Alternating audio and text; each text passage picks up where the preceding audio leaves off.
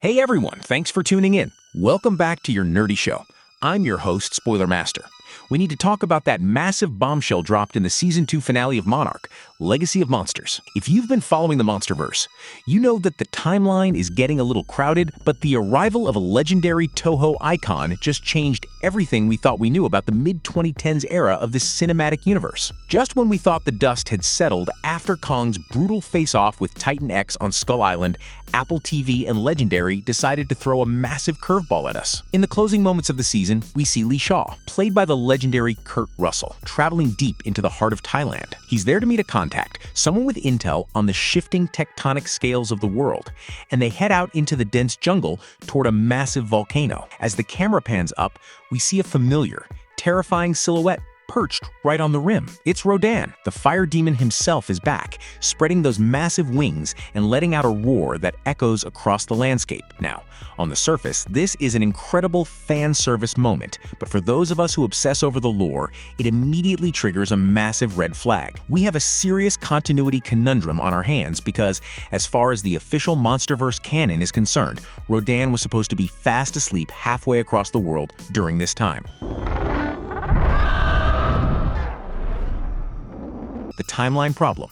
Thailand vs. Mexico. To understand why this reveal is so shocking, we have to look at where we are in the calendar. Monarch, Legacy of Monsters Season 2 takes place roughly around 2017, which is about 3 years after Godzilla leveled San Francisco and 2 years before the global mass awakening we saw in Godzilla, King of the Monsters. In that 2019 film, director Michael Dougherty introduced us to Rodan, specifically designated as Titanus Rodan, slumbering inside the Isla de Mara volcano off the coast of Mexico. The movie was very explicit about this. Monarch had an entire containment facility, Outpost 56, built around that volcano to monitor him. So, the big question is, how is Rodan chilling on a volcano in Thailand in 2017 when he's supposed to be in a deep government-monitored coma in Mexico?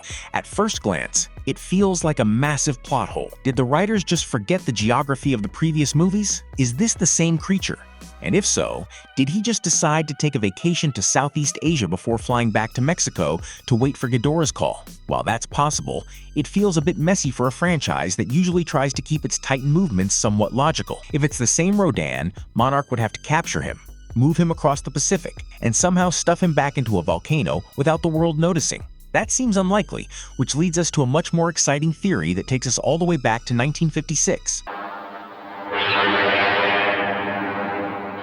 Looking back to 1956, the original double threat. If we want to figure out what's really going on in Thailand, we have to look at Ishiro Honda's original 1956 masterpiece, Rodan. This was the character's cinematic debut, and it's one of the most haunting and beautiful films in the entire Toho library. The story begins in a small mining village called Kitamatsu, near Mount Aso, where miners start disappearing or turning up dead with horrific lacerations. At first, everyone thinks it's a serial killer or a mining accident, but it turns out to be giant prehistoric dragonfly nymphs called Meganulon. However, the Meganulon are just the appetizers. As the protagonist, Shigeru, explores the collapsed mines, he discovers a gargantuan egg. From that egg hatches a winged terror that eventually takes to the skies at supersonic speeds, causing sonic booms that literally level cities just by flying over them. But here is the kicker, and the piece of information that likely explains our MonsterVerse mystery. Midway through the 1956 film, the JSDF is busy trying to track this supersonic UFO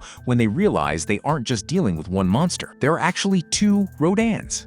They are a mated pair, a king and a queen of the skies, and they hunt together. The ending of that movie is famously tragic. The military triggers a volcanic eruption at Mount Aso to bury the creatures. One Rodan is caught in the lava and begins to burn, and the second Rodan, unwilling to live without its mate, dives into the fire to die alongside it. It's a heartbreaking moment that established Rodan not just as a monster, but as a species. The more than one theory in the MonsterVerse. Using that 1956 logic, the answer to our Monarch, Legacy of Monsters puzzle becomes clear. There isn't just one Rodan in the MonsterVerse. We are very likely looking at a second member of the species. Think about it. The MonsterVerse has already established that these Titans aren't always unique, one-of-a-kind deities. In the 2014 Godzilla movie, we didn't just fight one Moto. We fought a male and a female. In the wider lore and the Hollow Earth, we've seen that there were once entire legions of great apes and members of Godzilla's own species. Why should Rodan be any different? If the Rodan we see in Mexico in 2019 is the fire demon, who's to say he didn't have a mate or a sibling nesting in Thailand in 2017? This would solve the continuity error instantly. It means that while Monarch was busy building a high-tech base over the one in Mexico, Lee Shaw was stumbling upon a hidden Rodan that the rest of the organization might not have fully cataloged yet. It also adds a layer of stakes to the upcoming Season 3. If there are two of these things, and they possess the same city-leveling power we saw in King of the Monsters,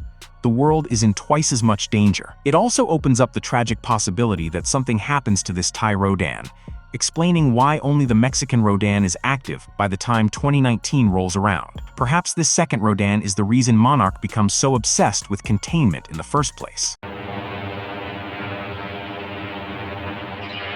Connecting the dots to the Hollow Earth, we also have to consider the Axis Mundi and Hollow Earth factor. In Season 2, we've been spending a lot of time in these subterrestrial realms where time and physics don't work quite right. The show has made it clear that Titans use these vile vortices to travel across the globe in a matter of hours. Is it possible that the Rodan in Thailand is the same one from Mexico, and he's just using the Hollow Earth as a highway? While that's a simpler explanation, it doesn't carry the same emotional or historical weight as the two Rodans theory. Plus, we know from the end credits of Kong, Skull Island, that Monarch has known about Rodan for a long time. They have cave paintings of him. If they knew about him for decades, it's highly probable they knew about his nesting grounds. By introducing a second Rodan in Thailand, the showrunners are paying the ultimate tribute to the 1956 original while expanding the ecosystem of the MonsterVerse. It makes the world feel bigger and more ancient. It suggests that for every Titan we see on screen, there might be others of its kind hiding in the shadows or under the crust of the Earth. Whether this new Rodan survives to see the events of the later movies or meets a tragic end like its 1956 predecessor, one thing is certain: the sky is no longer safe, and the legacy of the fire demon is much larger than we ever imagined. It's a brilliant way to bridge the gap between the grounded human drama of the show and the high-octane monster mayhem of the films, and I, for one, can't wait to see how they handle two of these supersonic nightmares. Our nerdy thoughts, and honestly, this changes the way we look at Rodan completely. He's not just a background Titan or a side threat anymore. He might be part of something much bigger that the MonsterVerse is only starting to reveal. If there really are multiple Rodans out there, hidden across the world, then what we saw in Monarch, Legacy of Monsters, could just be the beginning, and Season 3 might finally explore that idea in a big way. But I want to know what you think. Do you believe this is a second Rodan, or is Monarch hiding something even deeper? Drop your theories in the comments, because this mystery is far from over. If you enjoyed this breakdown, make sure to like, subscribe, and stick around, because the MonsterVerse is only getting started, and things are about to get a lot more intense. No, what the heck, I'll laugh anyway.